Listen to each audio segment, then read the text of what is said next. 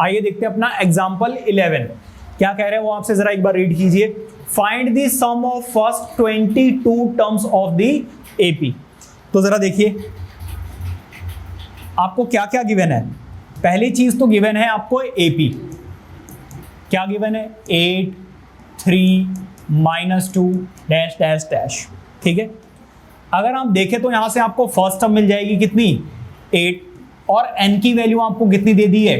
22, क्योंकि वो आपसे क्या पूछना चाह रहे हैं? सम ऑफ 22 टर्म्स। ठीक है, इसके बाद अगर आप देखें तो d कैसे मिलेगा? a2 - a1। आंसर कितना आएगा? -5। Any problem?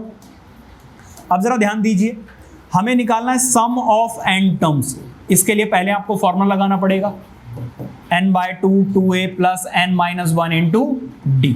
Any problem? Sum of n terms, n की वैल्यू कितनी है बेटा? 22। 22/2 2a, a की वैल्यू कितनी है बेटा? 8 प्लस n की वैल्यू कितनी है बेटा? 22 - 1 × d। d की वैल्यू कितनी है? -5। अगर आप चाहें तो आप डायरेक्टली यहां पर 22 है ना, तो 21 लिख सकते हैं। क्या बात समझ में आ रही है? सारी वैल्यूज मैंने पुट कर दी हैं। यहां पर आ जाएगा 11। ठीक है, तो यहां आ गया 11, यहां पर आ जाएगा 16, यहां पर कितना आ जाएगा बेटा? माइनस, यहां पर कितना आ जाएगा? 21 × 5। बताइए कोई दिक्कत? तो सम ऑफ 22 टर्म्स कितना आ जाएगा? 11। यहां पर जरा देखिए 16 माइनस, यहां पे मल्टीप्लाई करोगे 5 1 5 एंड 5 2 कितना आ जाएगा? 10। बताइए कोई दिक्कत?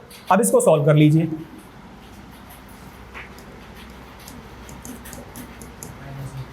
कितना आ रहा है? -81 81 89 89। अब बेटा इनको मल्टीप्लाई कर लो। 11 को जब आप मल्टीप्लाई करोगे तो कितना आ जाएगा? कितना? 979। तो इसका मतलब ये है। इसके बाद बेटा आपको स्टेटमेंट भी लिखनी होती है। ठीक है, कैसे लिखोगे? Sum of first 22 terms of this AP is कितना? 979। बताइए बात समझ में आ रही है? इस तरीके से बेटा आपको क्वेश्चंस एक्सक्यूज मी सॉल्व करने हैं। ठीक है, प्लीज नोट इट डाउन।